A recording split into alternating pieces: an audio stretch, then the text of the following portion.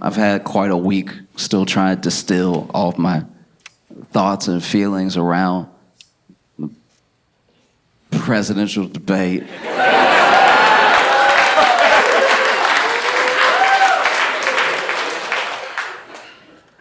Okay. I live in New York, and in New York there are a lot of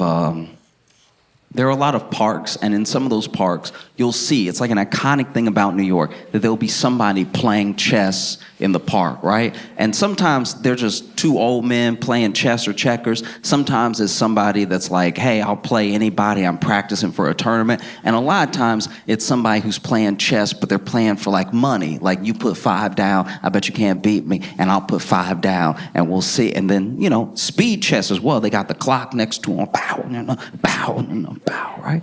And I've played before, and I'm not good at chess. And it's crazy how fast you can lose.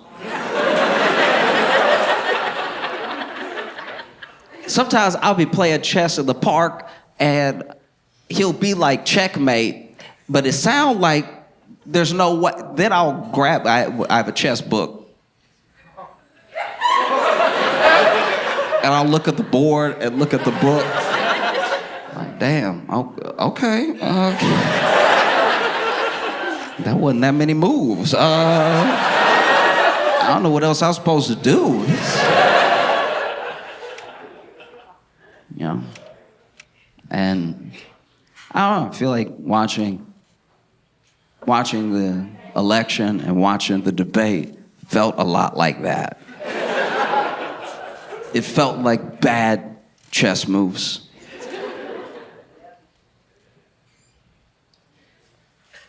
We've watched a lot of debates that Trump has been in, and we've gone 2 for 2 this year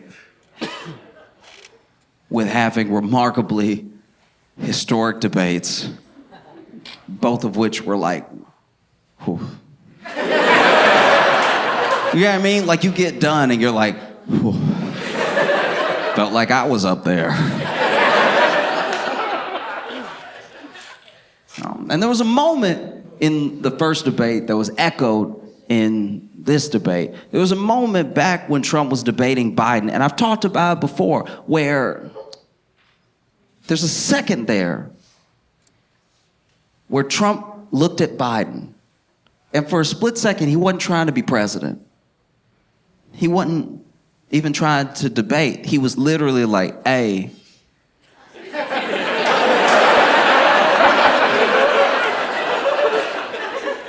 he good? Like, no, y'all, stop.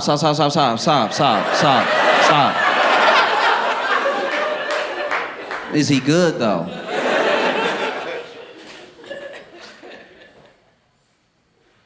It was a different tactic than we've ever seen before from Kamala debating Trump, because she debated him the way that I think a lot of us might debate him. You know? I'm not gonna speak for anybody in here, anybody listening to me. I don't know if you're like a political analyst. I don't know how involved you are with politics, but she debated him the way that I think we debate him sometimes in our heads, which is to be like, what did you just...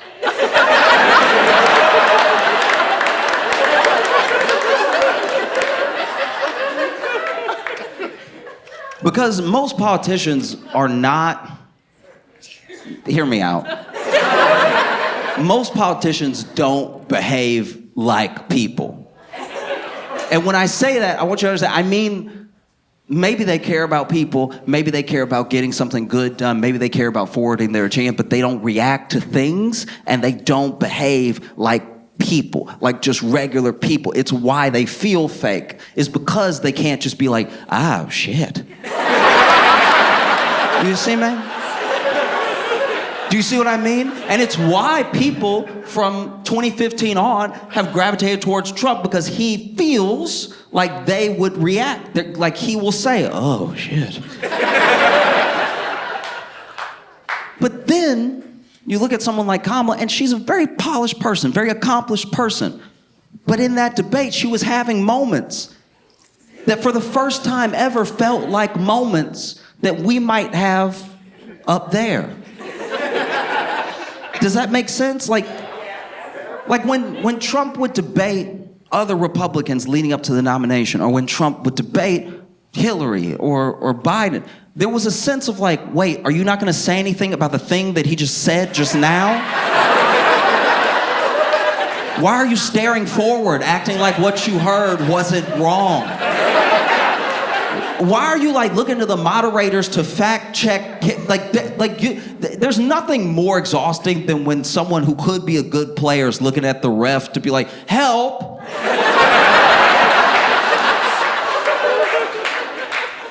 You know what I mean? You say he's lying right now. Like he just lied now, so say it now. Don't later be like, and then they didn't even help.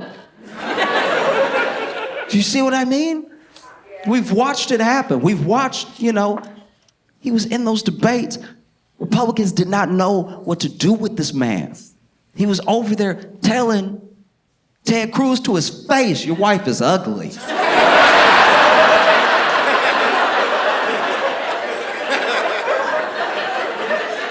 And because Ted Cruz doesn't move like a person, doesn't react like a person, he didn't slap him in his face in that moment.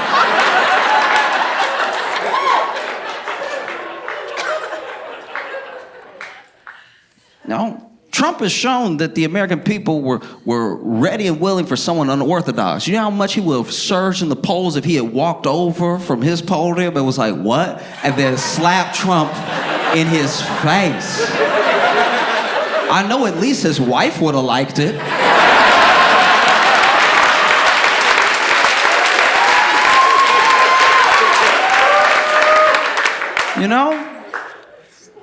I don't even remember what he said about Marco Rubio. I just remember Marco Rubio looking littler and littler every day.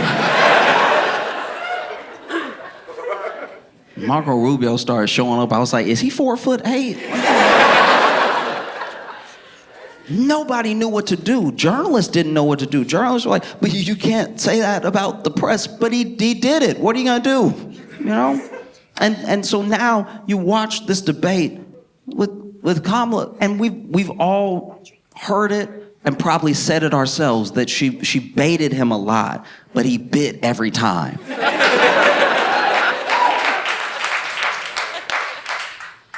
And this is my thing with that, is that decorum aside, don't you want someone representing you that could maybe let something slide?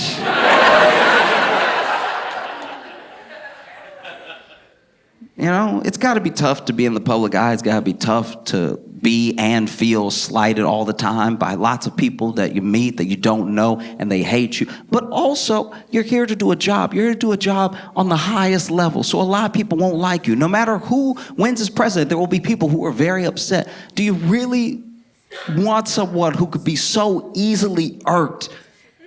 Kamala said, nobody.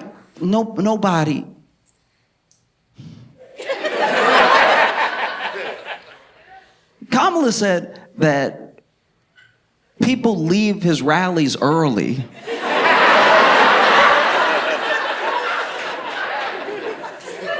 out of boredom and maybe confusion. I don't remember the other thing she said, but she said people were leaving early. And this is what's so interesting about that.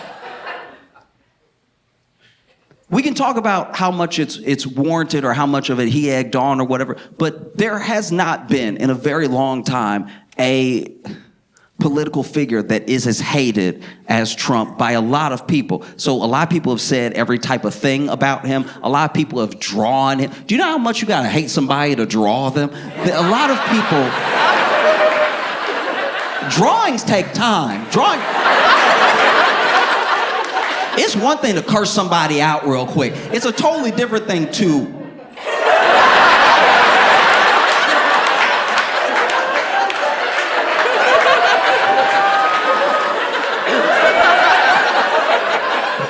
No, wait, I'm getting his ass. I'm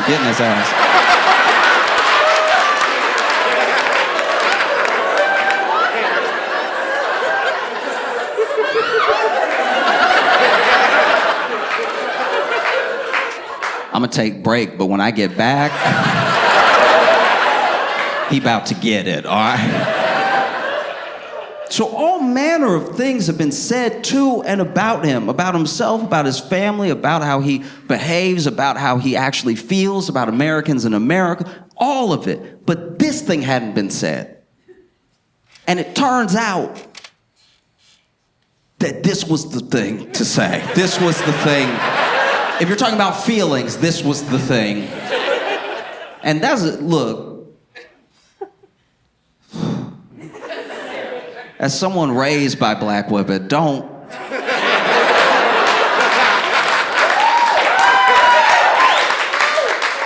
Black women know how to hurt feelings.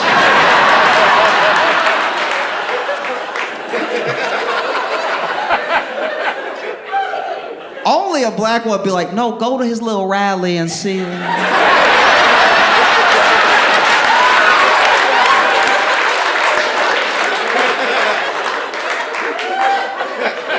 That's how confident she was in what she was saying, that she told us to go.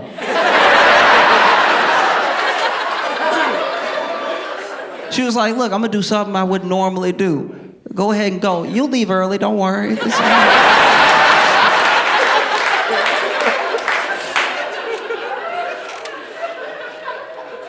That was the thing. That was the thing.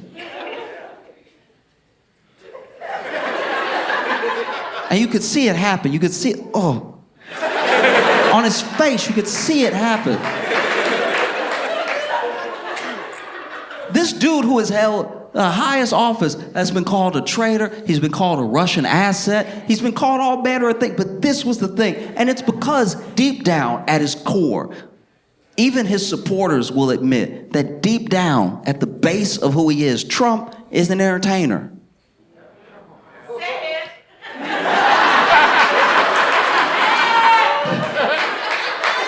And all I'm saying is, as a fellow entertainer,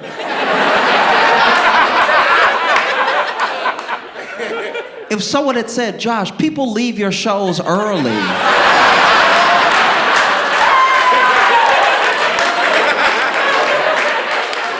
Out of boredom and confusion,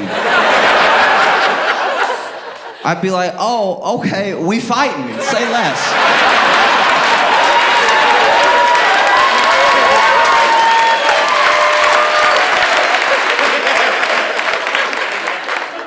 This was the thing.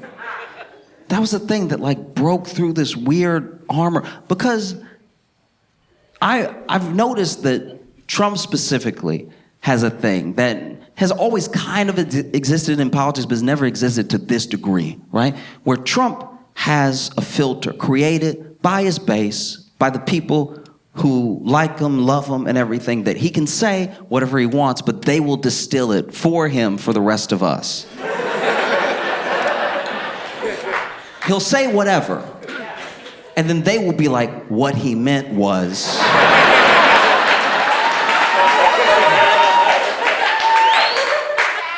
But what he meant shouldn't have been what he said. Because he said this, and you're saying he meant something else, but he also had access to the words you just said. So are you sure he meant what you're saying and not what he said? I'd like to think that when you say something as the commander-in-chief, you mean what you said when you said it. You didn't say something being like, they'll figure it out.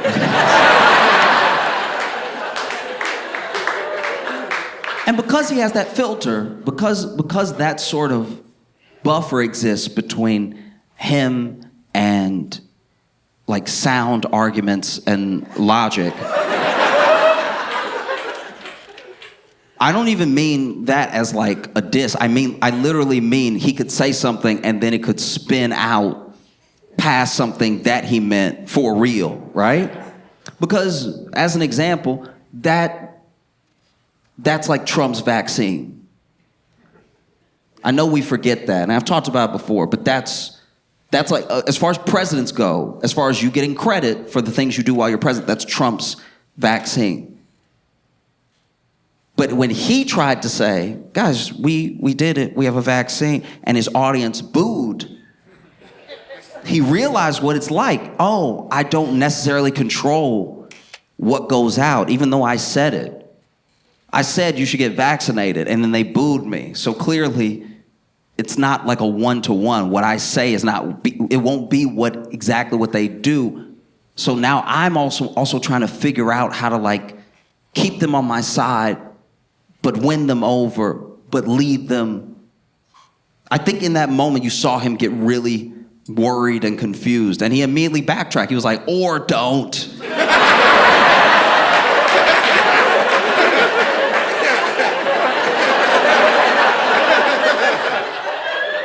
And I said all of that to say that the screen, the buffer, the thing that he usually has, I'm not saying he lost it for good in this debate, but he did lose it a little bit. Because I grew up in Louisiana, and I know people who are like hardcore in the MAGA movement, like people who are like, no, Trump is the guy, he is gonna fix everything, right? I've grown up with these people, and we know each other well, and this was the first time that they were like, that wasn't great.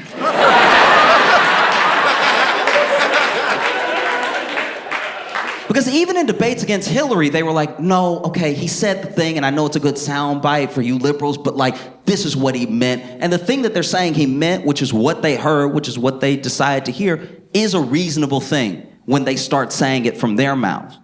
So now I'm like, oh, okay, if that's what you think, that's what he said, then I can see why you're still like really gung-ho while I'm more put off by what he said, you know? But this was the first time that there was almost like a shared language. There was like a shared reality around like, what's happening to him right now?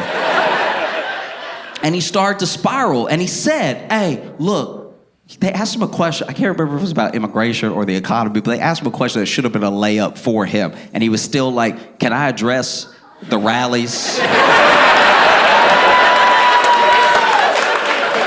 for a second? Which, as a fellow entertainer, I understand. If someone had said that to me, I would have also been like, hey, listen, let me explain, all right? It was a Friday late show. They were tired, okay? You can't put that on me. And he said, can I address the rallies real quick? Because people don't go to her rallies, all right? They don't go to her rallies at all. The people that go to her rallies, she got to bust them in, and then they don't even have fun while they're there. She doesn't have any snacks. Now I'm paraphrasing, but like...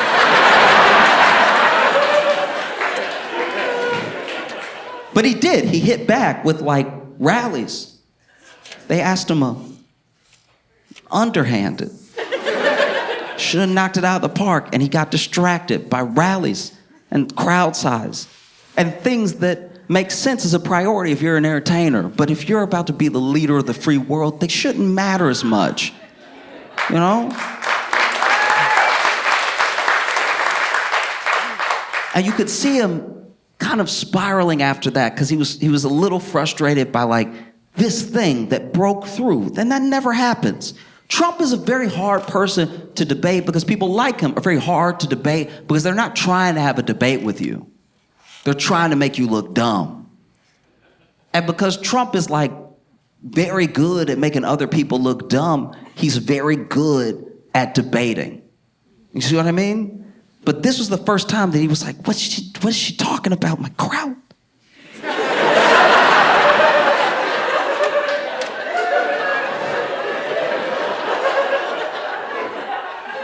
And so, you know, he had a bit of a spiral. And before you know it, he was like, look, they're eating the dogs.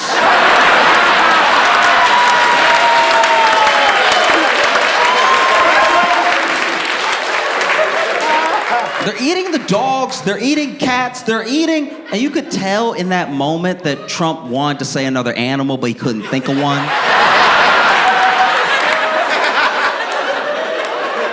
Because he says pets, but pets is off rhythm.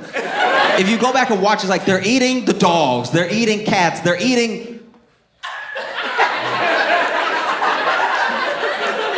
And you can see for a split second the wheels turn of he's like trying to think of, they're eating the bird. No, we all eat birds.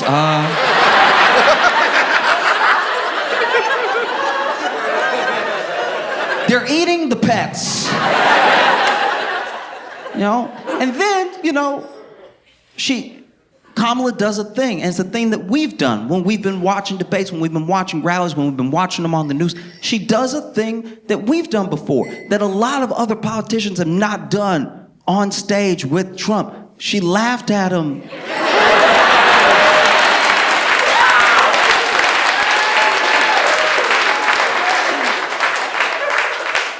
And I think there's context to that laugh, because I'm not trying to get too, like, I don't know, like too much of a deep dive into it, but like there's context with that laugh, because she's not laughing at him, she's laughing at what he said.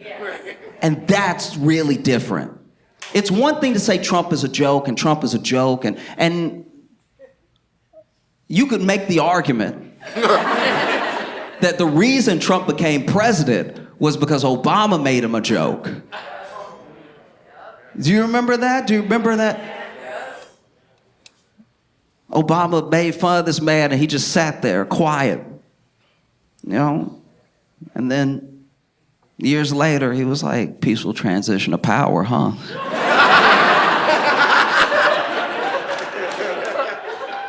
There's a big difference between laughing at Trump and laughing at what he said. You can think that Trump is a joke all you want, but he laughed his way to the presidency. But then when you laugh at what he says, when you take the power out of what he's saying, that's a very different thing. You know? She laughed at what he said for a second. And then there was a second, it was very slight, but there was a second where she was still smiling, but she wasn't laughing. And then there was a second where she wasn't smiling and she wasn't laughing, and it was reminiscent of like, yo.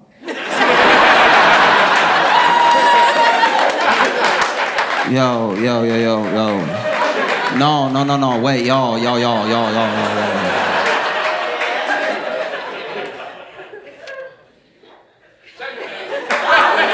know? And that's my thing, is I'm like, I look at that, I'm like, wow, that's different, you know? It was very, very different. And the thing I've noticed in both these debates is that they're not even about who did well. They're just about who did the least poorly. That's what we get stuck on. Like, last debate wasn't even about Trump performing well, it was about Biden crashing out. And then this debate wasn't as much about Kamala winning as much as Trump.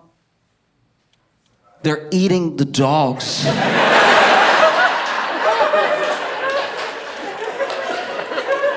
They're eating the cat, they're eating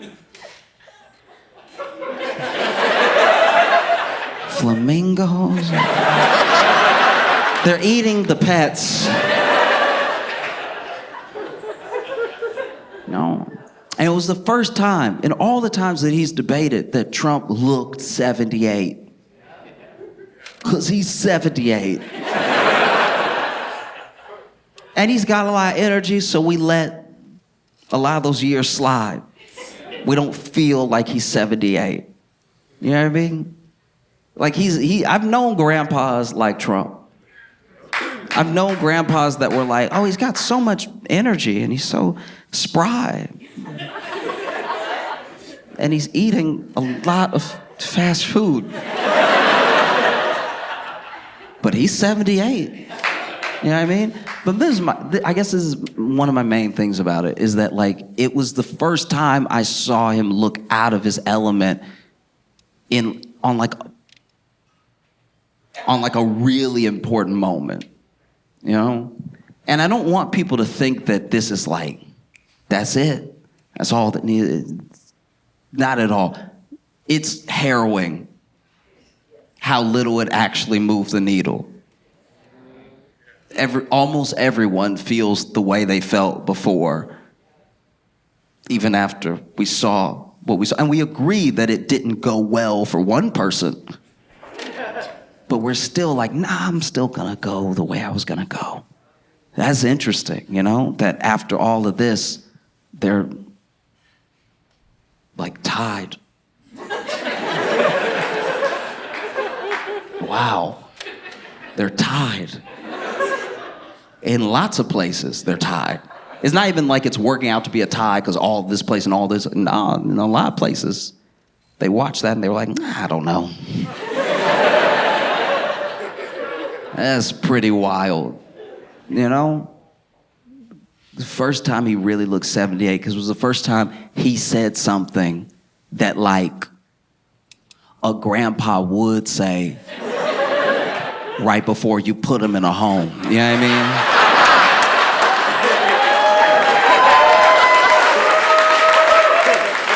Because be honest, if you let a lot of stuff slide as like a child or grandchild, and then grandpa been living by himself. But if one day out of nowhere, and you haven't seen where he saw this on the internet, he just walks up and he's like, they're eating the dogs. They're eating the cat. You're like, okay, that's the last straw. I let you put the remote in the mailbox several times. But this is the one that I can't abide. This is, because it really has consequence. And I think that we live well enough here, even though I'm not even pretending things are just phenomenal. I'm just saying, day to day, by and large, we do get by. And I think that when you get by, especially comfortably, it can feel like a game. It can feel like something that doesn't matter as much. And it can feel like something that you're just playing at. And I think that, it's important to remember that all of the things that these people say, these are very powerful people already, and one of them is going to become even more powerful. Everything that they say, everything they do has ripple effects. They're eating the dogs. They're eating the cats. It's like a meme. It's like a thing that's starting up. But it's also, which is very, very important, because we did a thing back in 2014, and we've done it ever since, that I don't know how to fix it. I'm just saying what happened from 2014 on. Anyone online that was even all the way from like crazy people down to people who were slightly conservative, right? From 2014 on, were just called Nazis outright. Right? Anything. And even a question, oh, you Nazi, right? To the point where Nazi started to not mean anything. And when it doesn't mean anything, it's hard to make it mean something when like an actual Nazi shows up, right? And I want to be clear here. The thing that Trump said, it is a lie started by a neo-Nazi. I don't care how many people on Twitter try to find something to make it make sense after the fact.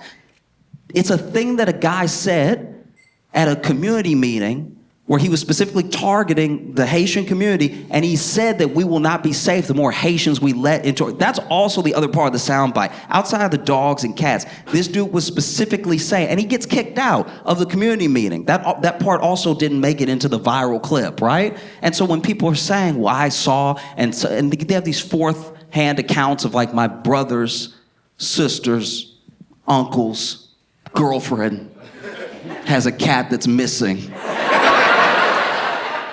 And they try to put stuff together. There's even a video going around of some people cooking a cat that's from a year ago and not in Springfield. And then that became like evidence. There's another picture of a guy that was walking with two geese that they said he was on his way to go cook, when actually it was found out that this dude was pulling these geese away from a car accident where they got hit, and that he's probably not Haitian. But even so, death threats, bomb threats, all of this horrible, horrific stuff has been happening to the Haitian community to the point where apparently, maybe this isn't true, but apparently even the person in the Facebook group that first posted about, oh, my niece's cat is missing, and thinking, She has even come out and been like, I never meant for it to turn into this. That was just a Facebook post. Maybe she was having a goof with a friend. She didn't think it would come out of the mouth of the former president in a debate where he was flailing. So all these things have real consequences. It's not a game, and we are not chess pieces, you know?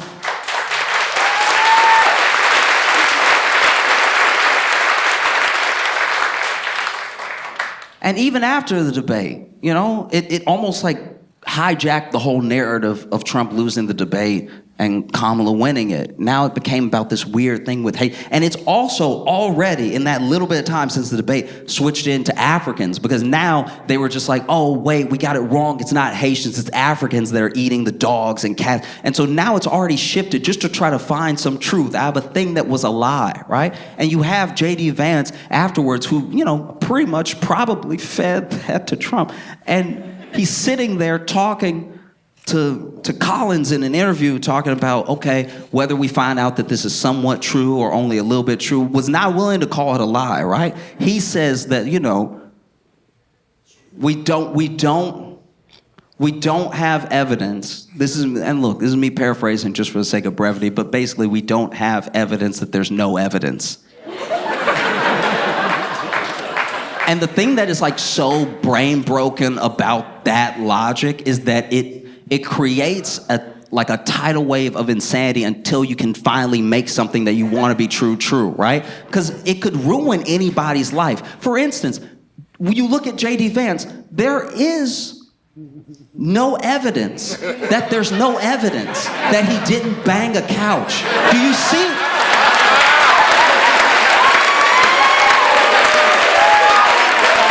Like, do you see how that's an unending thing? How it could ruin your life and never go away?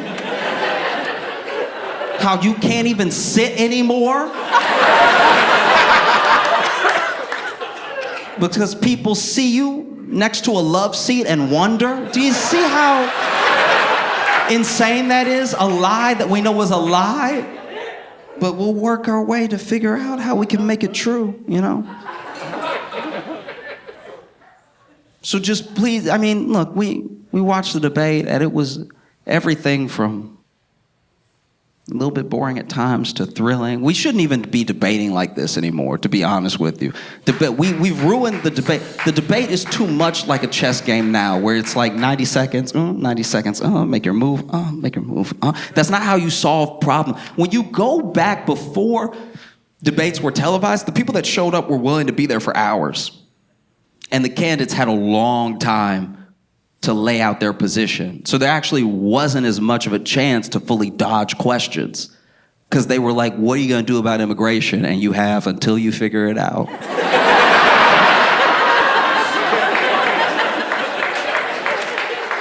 But when it's 90 seconds, you can be like, what are you going to do about immigration? Well, I believe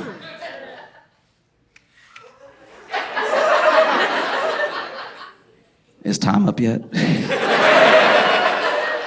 No, they used to take forever, because that's as long as it takes to figure out a problem. And it's as long as it takes to figure out what someone's real piece on something is, you know? If you could figure out big problems in 90 seconds, we probably wouldn't have any, you know? So just watching this thing of like, it feels crazy. It makes me feel crazy, because I'm like, yeah, that's not gonna work. They're not gonna make us feel like they have a plan in 90 seconds, you know? And there's too much of an opportunity to get derailed, you know? There was one point where it felt like maybe the only time in the debate where Kamala seemed a little angry. There was only one point, and I don't even remember exactly what led up to it, but she basically was talking about how Trump, which I forgot this happened, because when you live in like a 24-hour, 36-hour news cycle, everything is just sort of going, and there's no time to latch on to anything that matters, and there's no time for like real nuance of an issue. You're just going and going and going. But he did invite the Taliban to Camp David. And I remember when that happened being like, aren't they not supposed to be?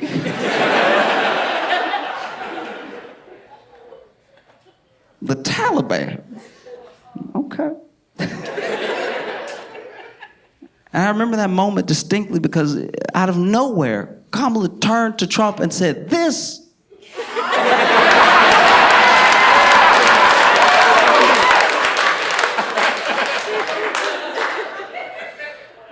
And you can tell she's trying to find a word that won't get bleeped. And I know it because she had to reset. She actually closed her eyes for a second. This.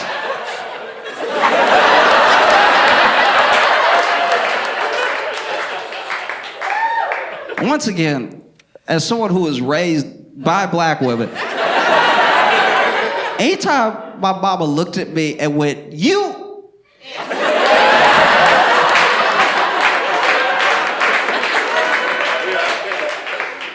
In her mind, she killed me.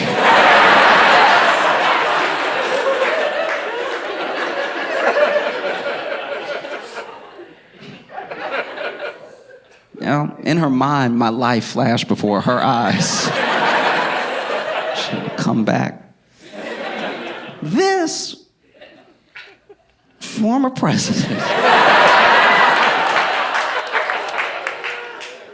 All right, that one will work. You know, she pointed out something that we all saw.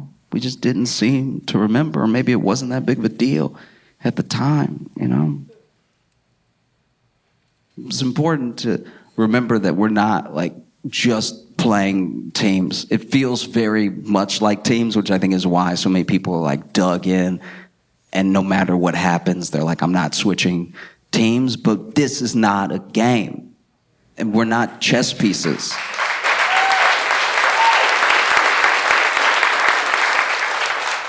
You know, it's very important. You register to vote. It's very important that you go vote and everything, because it's not going to be won by memes. You know, you can't like internet your way to fixing everything. You know, because I don't know. I don't know how everyone in this room feels or anyone watching feels. I just know that like I just want to feel comfortable with who is representing me out in the world and in front of the country. I want someone who is willing to maybe move a little bit like I would move. Maybe play chess the way I play chess. And I'm not even good at chess. You know, I just, you know, we all, everyone, no matter where you fall on party lines or anything, everybody wants somebody with a plan. And they asked him.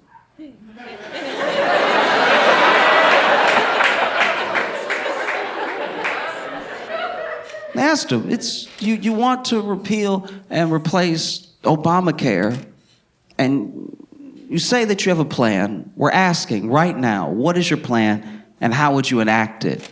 And he didn't answer the first time. But when they asked again, they were like, after 9 years, what is your plan to repeal and replace Obamacare? Because I need to be clear here that like, if something is a good idea, a really good idea, I don't care what party it comes from. If something is a smart idea, because I am not playing teams, because I don't feel like this is a game. This feels very real. The things that get said in a presidential debate that are funny, that are a joke for a little while, lead to death threats and bomb threats in real life. All of this is real. So if somebody has a plan and it's a good plan, not only will I hear it out, I might even help them try to make it happen, because it helps a lot of people and it gets us somewhere, right? And so they asked him, after 9 years trying to repeal and replace Obamacare, what is your plan? And he was like, look, I have concepts of a plan.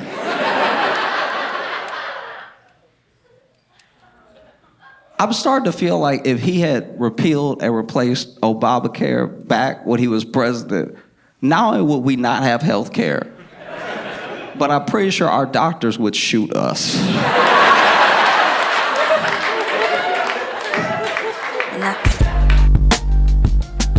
When I